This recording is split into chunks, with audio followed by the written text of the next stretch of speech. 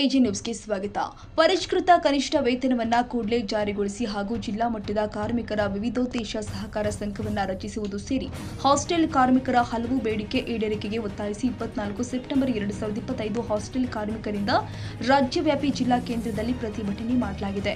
ರಾಜ್ಯದಾದ್ಯಂತ ಸಮಾಜ ಕಲ್ಯಾಣ ಇಲಾಖೆ, ಹಿಂದುಳಿದ ವರ್ಗಗಳ ಕಲ್ಯಾಣ ಇಲಾಖೆ, ಪರಿಶಿಷ್ಟ ವರ್ಗಗಳ ಕಲ್ಯಾಣ ಇಲಾಖೆ, ಅಲ್ಪಸಂಖ್ಯಾತರ ಕಲ್ಯಾಣ ಇಲಾಖೆ ಮತ್ತು ಕರ್ನಾಟಕ ವಸತಿ ಶಿಕ್ಷಣ ಸಂಸ್ಥೆಗಳ ಸಂಘ ವ್ಯಾಪ್ತಿಯಲ್ಲಿ ನಡೆಯುತ್ತಾ ಇರುವಂತಹ ಸರ್ಕಾರಿ ಹಾಸ್ಟೆಲ್, ಆಶ್ರಮ ಶಾಲೆ, ವಸತಿ ಶಾಲೆ, ಕಾಲೇಜುಗಳಲ್ಲಿ ಹಲವು ವರ್ಷಗಳಿಂದ ಸೇವೆಯಲ್ಲಿ ಇರುವಂತಹ ಹೊರಗುತ್ತಿಗೆ ಕಾರ್ಮಿಕರ ಸೇವೆ ಕಾಯಂಗೊಳಿಸಬೇಕು, ಪರಿಷ್ಕೃತ ಕನಿಷ್ಠ ವೇತನ ಕೂಡಲೇ ಜಾರಿಗೊಳಿಸಬೇಕು ಹಾಗೂ ಎಲ್ಲ ಜಿಲ್ಲೆಯಲ್ಲಿ ವಿವಿಧೋದ್ದೇಶ ಕಾರ್ಮಿಕರ ಸಹಕಾರ ಸಂಘ ರಚಿಸಲು ಕೂಡಲೇ ಕ್ರಮ ಕೈಗೊಳ್ಳಬೇಕು ಎಂದು ಎಐಯುಟಿಯುಸಿಗೆ ಸಂಯೋಜಿತವಾದ ಕರ್ನಾಟಕ ರಾಜ್ಯ ಸಂಯುಕ್ತ ವಸತಿ ನಿಲಯ ಕಾರ್ಮಿಕರ ಸಂಘ ಯಾದಗಿರಿ ಜಿಲ್ಲಾ ಸಮಿತಿ ರಾಜ್ಯ ಸರ್ಕಾರವನ್ನು ಆಗ್ರಹ ಮಾಡಿದೆ. ಕಾರ್ಮಿಕರ ಬದುಕು ಅತ್ಯಂತ ಸಂಕಷ್ಟದಿಂದ ಕೂಡಿದೆ. ಸರ್ಕಾರಿ ಇಲಾಖೆಗಳಲ್ಲೇ ದುಡಿತಾ ಇದ್ರೂ ಕೂಡ ಕನಿಷ್ಠ ವೇತನ, ಸಿಎಫ್ ರಜೆ ಸೇರಿ ಇನ್ನು ಅನೇಕ ಕಾನೂನುಬದ್ಧ ಸೌಲಭ್ಯಗಳು ಪಡೆಯಬೇಕಾದ್ರೆ ಹರಸಾಹಸ ಪಡಬೇಕಾಗಿದೆ. 16 ವರ್ಷಗಳಿಂದ ಕೆಲಸ ಮಾಡ್ತಾ ಇದ್ರೂ ಕೂಡ ಕಾರ್ಮಿಕರಿಗೆ ಕೆಲಸದ ಭದ್ರತೆ ಇಲ್ಲ. ದಿನನಿತ್ಯ ಅಭದ್ರತೆಯಲ್ಲೇ ಕೆಲಸ ಮಾಡಬೇಕಾಗಿದೆ. ಸಾವಿರಾರು ಕಾರ್ಮಿಕರು ಇದೇ ಕೆಲಸವನ್ನೇ ನಂಬಿ ಬದುಕ್ತಾ ಇದ್ದಾರೆ. ಇವರೆಲ್ಲರೂ ಕೂಡ ಕಾಯಂ ಸ್ವರೂಪದ ಕೆಲಸ ಮಾಡ್ತಾ ಇದ್ರು, ಅತ್ಯಂತ ಅಪಾಯಕಾರಿ ವೃತ್ತಿಯಲ್ಲಿ ಇದ್ರು. ಸರ್ಕಾರ ಈವರೆಗೂ ಕೂಡ ಇವರನ್ನ ಕಾಯಂಗೊಳಿಸಿಲ್ಲ. ಕನಿಷ್ಠ ಪಕ್ಷ ಇವರನ್ನ ಒಳಗುತ್ತಿಗೆ ಆಧಾರದ ಮೇಲೂ ಕೂಡ ತೆಗೆದುಕೊಂಡಿಲ್ಲ. ಬದಲಿಗೆ ಗುತ್ತಿಗೆದಾರ ಮೂಲಕ ನೂತನ ಜೀತ ಪದ್ಧತಿಗೆ ನೂಕಿದಂತಾಗಿದೆ.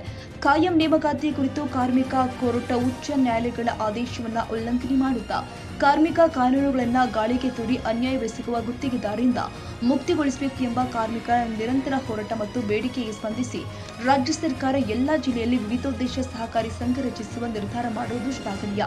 ಆದರೆ ಸಹಕಾರ ಸಂಘ ರಚಿಸುವ ಪ್ರಕ್ರಿಯೆ ನೆನೆಗುದಿಗೆ ಬಿದ್ದಿದೆ. ಕೆಲ ಜಿಲ್ಲೆಯಲ್ಲಿ ಜನವರಿ 2025ರಿಂದಲೇ ಸಹಕಾರ ಸಂಘ ರಚಿಸುವ ಪ್ರಕ್ರಿಯೆ ಪ್ರಾರಂಭವಾಗಿದ್ದು, ಸಾವಿರಾರು ಸಂಖ್ಯೆಯಲ್ಲಿ ಕಾರ್ಮಿಕರು 1,000 ಪಾವತಿಸಿ ಸದಸ್ಯರು ಕೂಡ ಆಗಿದ್ದಾರೆ. ಆದರೆ ಸಹಕಾರ ಸಂಘ ಇಲ್ಲಿಯ ತನಕ ಸಂಪೂರ್ಣವಾಗಿ ರಚನೆಯಾಗಿ ತನ್ನ ಕೆಲಸ ಕಾರ್ಯಗಳನ್ನು ಪ್ರಾರಂಭಿಸಿಲ್ಲ. ಇದಲ್ಲದೆ ಹೈಕೋರ್ಟ್ ಆದೇಶದಂತೆ ಗುತ್ತಿಗೆ ಕಾರ್ಮಿಕರಿಗೆ ಕನಿಷ್ಠ ವೇತನವನ್ನು ಕೂಡ ಕನಿಷ್ಠ 21,000ಕ್ಕೆ ಹೆಚ್ಚಿಸುವ ಅಧಿಸೂಚನೆ ರಾಜ್ಯ ಸರ್ಕಾರ ಹೊರಡಿಸಿತು. ಲಕ್ಷಾಂತರ ಸಂಖ್ಯೆ ಕಾರ್ಮಿಕರು ಅತ್ಯಂತ ಸಂತೋಷಗೊಂಡಿದ್ರು. ಬೆಲೆಗೇರಿಕೆಯಿಂದ ತತ್ತರಿಸುತ್ತಾ ಇರುವಂತಹ ಕಾರ್ಮಿಕರು ತಮಗೆ ಕೊಂಚವಾದರೂ ನೆಮ್ಮದಿ ದೊರೆಯಬಹುದೆಂಬ ನಿರೀಕ್ಷೆಯಲ್ಲಿ ಇದ್ರು. ಈಗಾಗಲೇ ಕಾರ್ಮಿಕ ಸಂಘಗಳು, ಮಾಲೀಕರು ಹಾಗೂ ಸರ್ಕಾರವನ್ನ ಒಳಗೊಂಡ ತ್ರಿಪಕ್ಷೀಯ ಸಭೆ 3 ಬಾರಿ ಆಗಿದೆ. ಆದರೆ ಕಾರ್ಮಿಕರ ಹಿತದೃಷ್ಟಿಯಿಂದ ಈ ಸಭೆಗಳು ಫಲಪ್ರದವಾಗಿಲ್ಲ. ಈ ವಿಷಯದಲ್ಲೂ ಕೂಡ ರಾಜ್ಯ ಸರ್ಕಾರ ಕಾರ್ಮಿಕರ ಪರ ಸ್ಪಷ್ಟ ಹಾಗೂ ದೃಢ ನಿಲುವು ತೆಗೆದುಕೊಳ್ಳಬೇಕು ಮತ್ತು ಅಧಿಸೂಚನೆಯು ಸರ್ಕಾರಿ ಆದೇಶವಾಗಬೇಕಾಗಿದೆ. ಆಗ ಮಾತ್ರವೇ ಕಾರ್ಮಿಕರ ಶ್ರಮವನ್ನು ದೋಚಿ ಕೋಟ್ಯಾಂತರ ರೂಪಾಯಿ ಲಾಭ ಗಳಿಸುವ ಮಾಲೀಕರ ಶೋಷಣೆಯಿಂದ ಕಾರ್ಮಿಕರಿಗೆ ಮುಕ್ತಿ ದೊರಕುತ್ತೆ. ಪ್ರತಿ ತಿಂಗಳು ಪ್ರತಿ ಓರ್ವ ಗುತ್ತಿಗೆ ಕಾರ್ಮಿಕ ಉತ್ತಮ ಆರೋಗ್ಯ ಸೌಲಭ್ಯಗಳು ದೊರೆಯಬೇಕು ಎಂಬ ಹಂಬಲದಿಂದ ಇಎಸ್ಐ ಶುಲ್ಕವನ್ನ ಭರಿಸ್ತಾನೆ. ಆದರೆ ವಿಪರ್ಯಾಸ ಅಂದ್ರೆ ಇಎಸ್ಐ ಸೌಲಭ್ಯವು ಅವಶ್ಯಕವಿರುವ ಕಾರ್ಮಿಕನಿಗೆ ಹಾಗೂ ಆತನ ಕುಟುಂಬಕ್ಕೆ ತಲುಪ್ತಾ ಇಲ್ಲ. ಬೆರಳೆಣಿಕೆ ಜಿಲ್ಲೆಗಳು ಹೊರತುಪಡಿಸಿದರೆ ತಜ್ಞ ವೈದ್ಯರು ಹಾಗೂ ಸಿಬ್ಬಂದಿಯನ್ನು ಒಳಗೊಂಡ ಸುಸಜ್ಜಿತ ಆಸ್ಪತ್ರೆಗಳೇ ಇಲ್ಲ. ಬಹುಸಂಖ್ಯೆಯ ಜಿಲ್ಲೆಗಳಲ್ಲಿ ಡಿಸ್ಪೆನ್ನರಿಗಳು ಮಾತ್ರ ಇದ್ದು ಹೆಚ್ಚಿನ ಮಟ್ಟದ ಚಿಕಿತ್ಸೆಗೆ ಬೆಂಗಳೂರು, ಹುಬ್ಬಳ್ಳಿ, ಕಲಬುರಗಿ ಅಂತಹ ನಗರಗಳಲ್ಲಿ ಇರುವ ಇಎಸ್ಐ ಆಸ್ಪತ್ರೆಗೆ ಹೋಗಬೇಕಾಗಿದೆ. ಇಎಸ್ಐ ಸೌಲಭ್ಯವುಳ್ಳ ಖಾಸಗಿ ಆಸ್ಪತ್ರೆಗಳು ಕೂಡ ವಿರಳವಾಗಿದೆ.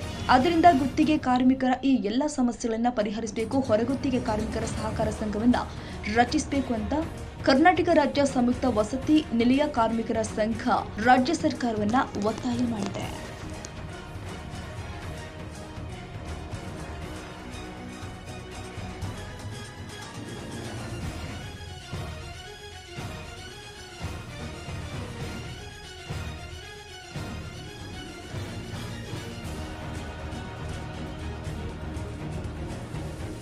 ಕನ್ನಡಿಗರ ಮೆಚ್ಚಿನ ನಿಮ್ಮ ಎಜೆ 24/7 ನ್ಯೂಸ್ ಕನ್ನಡ ವಾಹಿನಿ ಇದೀಗ ಟಿವಿಯಲ್ಲಿ ಲಭ್ಯ.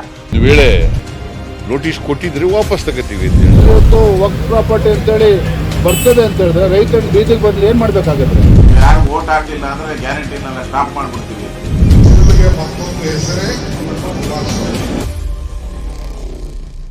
ಕರ್ನಾಟಕ ಮತ್ತು ದೇಶ ವಿದೇಶ 360 ಡಿಗ್ರಿ ಸುದ್ದಿ ಹಾಗೂ ಉತ್ತರ ಕರ್ನಾಟಕ, ಬೆಳಗಾವಿ, ಬಾಗಲಕೋಟೆ, ಧಾರವಾಡ, ಹಾವೇರಿ, ಗದಗ, ಬಿಜಾಪುರ ಜಿಲ್ಲೆಯ ಕ್ಷಣ ಕ್ಷಣದ ವಿವರವನ್ನ ಪಡೆಯುವುದಕ್ಕೆ ಎಜೆ 24/7 ನ್ಯೂಸ್ ಕನ್ನಡ ವಾಹಿನಿಯನ್ನ ಲೈಕ್ ಮಾಡಿ, ವಿಡಿಯೋಗಳನ್ನ ಶೇರ್ ಮಾಡಿ, ಕಮೆಂಟ್ ಮಾಡುವ ಮೂಲಕ ನಮ್ಮ ವಾಹಿನಿಗೆ ಸಹಕಾರ ನೀಡಿ ಮತ್ತು ಚಾನೆಲ್ ಅನ್ನ ಸಬ್ಸ್ಕ್ರೈಬ್ ಮಾಡಿ. ಧನ್ಯವಾದಗಳು.